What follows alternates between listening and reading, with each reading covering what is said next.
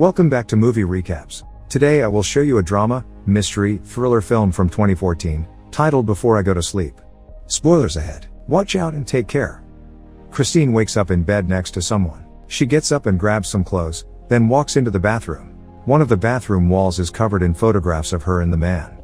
She sees the wedding band on her hand, then walks outside. Ben is waiting for her on the bed. He tells her that they got married 14 years ago and that she's 40 years old. As she gets dressed, he explains that she had a car accident 14 years ago, because of which she gained some injuries which made it impossible for her to remember everything. She stores up information for a day, then when she goes to bed it all disappears, and when she wakes up she thinks she's in her 20s. He asks her to trust him, but she's scared. While making breakfast, he keeps telling her about their life together and their wedding. Before he leaves for work, Ben shows her a list of things she might need and where to find them. She sees a note which says that she needs to pack a bag. Ben tells her that he'll be taking her away for their anniversary.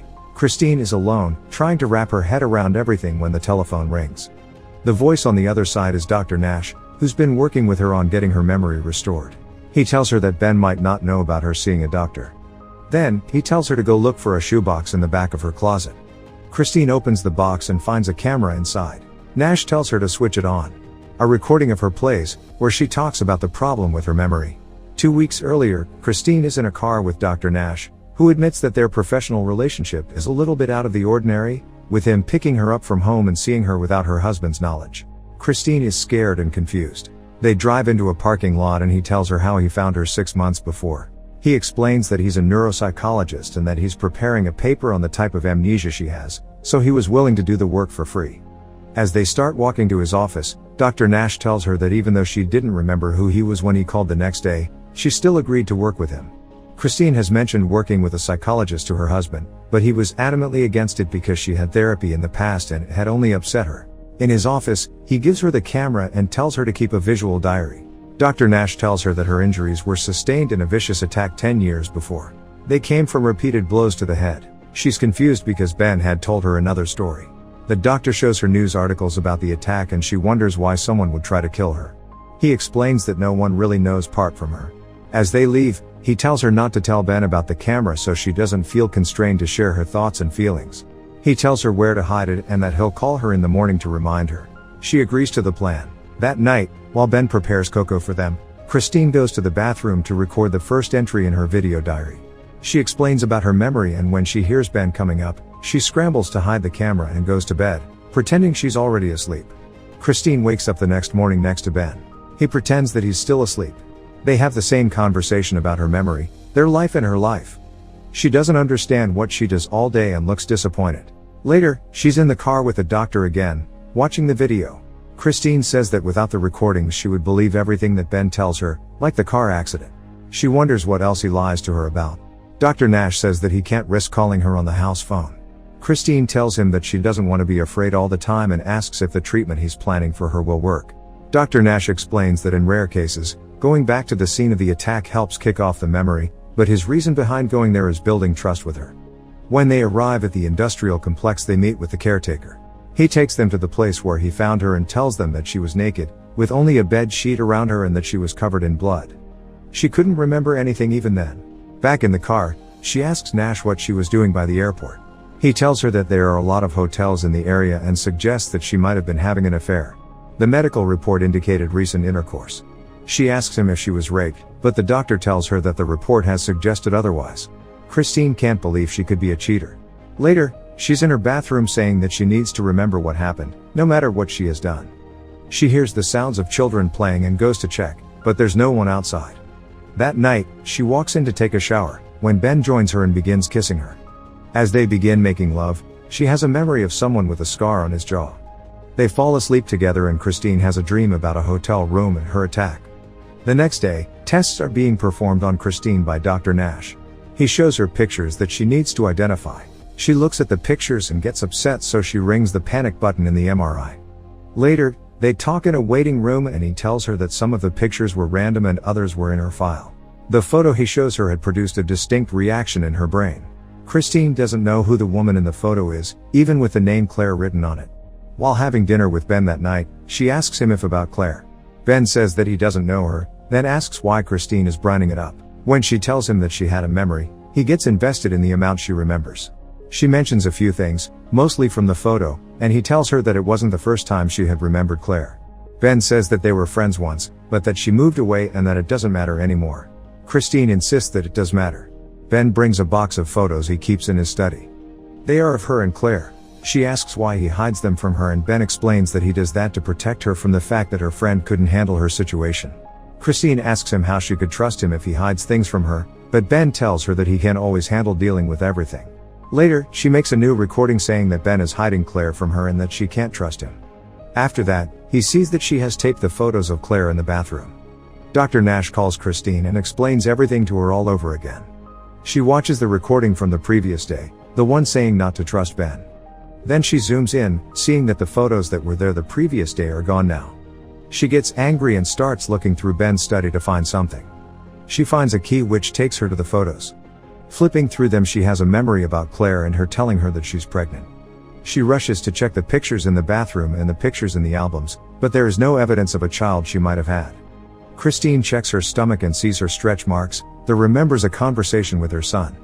She calls Ben to ask about their child and he comes home instantly. Christine is upset and wants to know where their child is. Ben embraces her and tells her that their son died. Once inside, he tells her that the child died from meningitis before his 9th birthday. He gets another box that he's hiding from her so that she doesn't stumble upon them by herself, and shows her a photo of their son Adam as a baby. Christine cries, but she doesn't remember him as she goes through the photos. She sees his birth certificate and a note in his handwriting. Ben takes back the photos, and later Christine makes another video in which she says that while the grief might not be new for Ben, it is for her. And it will be new every other day for the rest of her life. Christine has another nightmare about the man with the scar in her attack. She wakes up terrified, then watches her recordings about Adam and cries. Christine begins taking apart the wall of photos in the bathroom. When she talks to Nash again, she asks if he knew about her son, and he tells her that they have spoken about him before. She has begun thinking that maybe it's better if she doesn't learn about everything.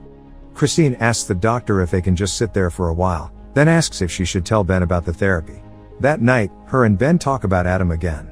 She asks if she was a good mother before the accident. Ben says that she loved him very much and she has a memory about him for a moment. Christine says that she understands how difficult it must be for Ben to go through all of it over and over, but tells him not to hide her son from her again. He apologizes to her.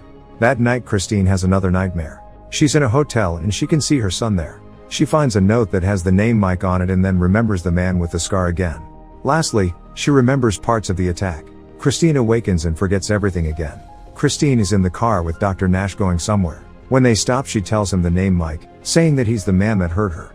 The doctor comforts her and leans in to kiss her when she sees that his name is Mike. She remembers him as striking her in the hotel room, so she runs from the car. He gets a syringe from his trunk and runs after her on the long pier, eventually catching up to her. Later, Christine is on her couch when her phone rings. She answers the call from Dr. Nash and he explains that he gave her a sedative to calm her, not put her to sleep. She remembers. He tells her that she was confused and suffering from fabulation about him, placing all her fears and suspicions on him. Before he hangs up, he says that he had found out something about Ben that he will have to explain to her in person. Ben arrives at the house and they have dinner together. He asks her who she was talking to on the phone when he tried to call her, and she lies, saying she was calling him. The next day, Christine is listening to Dr. Nash explain how vulnerable patients like her can develop feelings for their psychiatrists. What is less common is for the psychiatrist to develop feelings for their patients. He says that's unprofessional. She thinks that he's her only hope and that they're making progress, when he tells her that he will refer her to a colleague. Dr. Nash thinks that treating her further would be unethical. But he thinks that her progress is noticeable because she had remembered to watch the recording even before he had called her that morning. Next, he tells her that he found out that Ben had her transferred from an asylum to a nursing home. The doctor managed to talk to the administrator, who told him that her friend Claire had been trying to get in touch with her. He gives her Claire's number. The administrator also told Nash that Ben had divorced her 4 years prior. Later, Christine calls Claire and leaves her a message saying that she really needs to talk to her. She goes to see Ben at his work.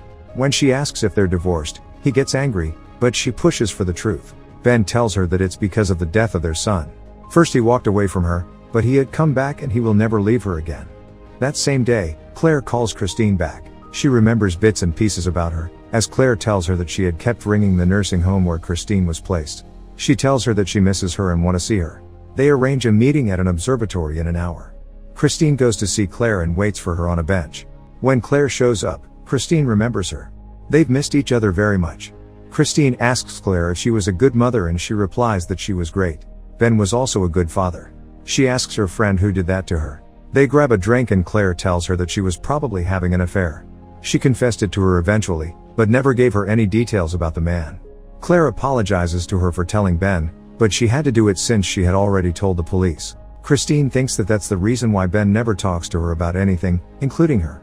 Claire tells her that after her accident she tried to help Ben out and the two of them spent a lot of time together, eventually sleeping together. She decided to stay away from them because of that.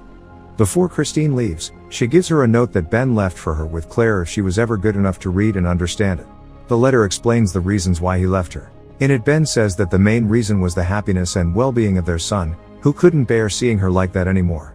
Christine finishes the letter as Ben arrives at the house.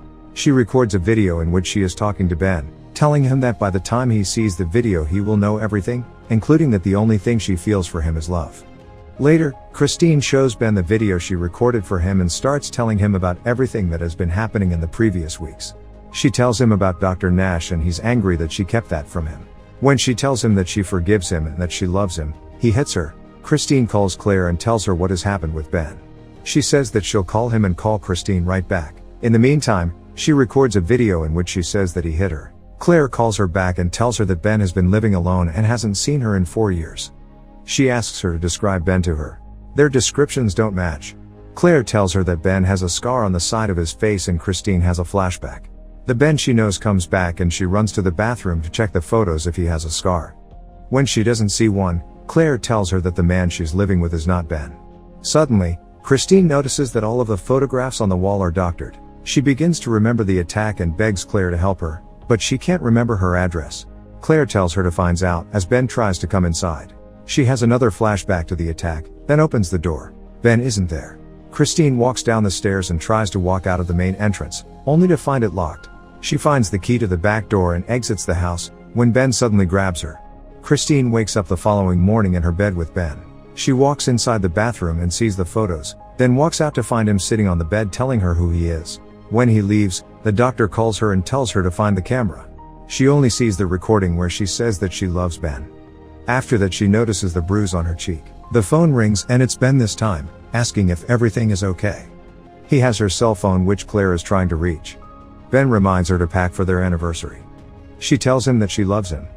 Later, Nash is trying to phone Christine, when he gets called to the main reception.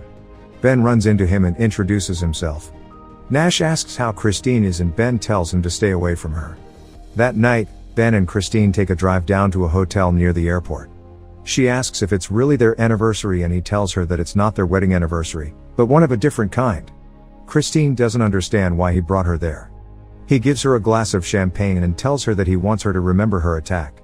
Suddenly, she remembers that he is actually Mike. Christine asks where Ben is and Mike tells her that her husband left her when he stayed. He took her out of the nursing home with fake documents, with the intention to take care of her. But now he's tired of lying and wants her to remember everything. Christine remembers the day of the attack and him threatening her that he'll call her husband, then hitting her.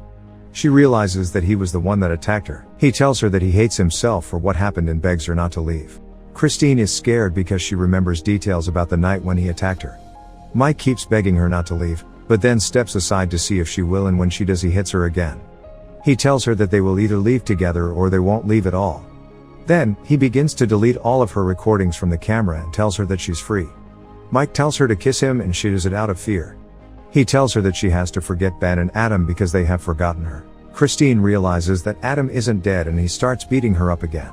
She fights back, but he overpowers her and begins to strangle her. Christine stabs him and tries to escape, though he just grabs her again.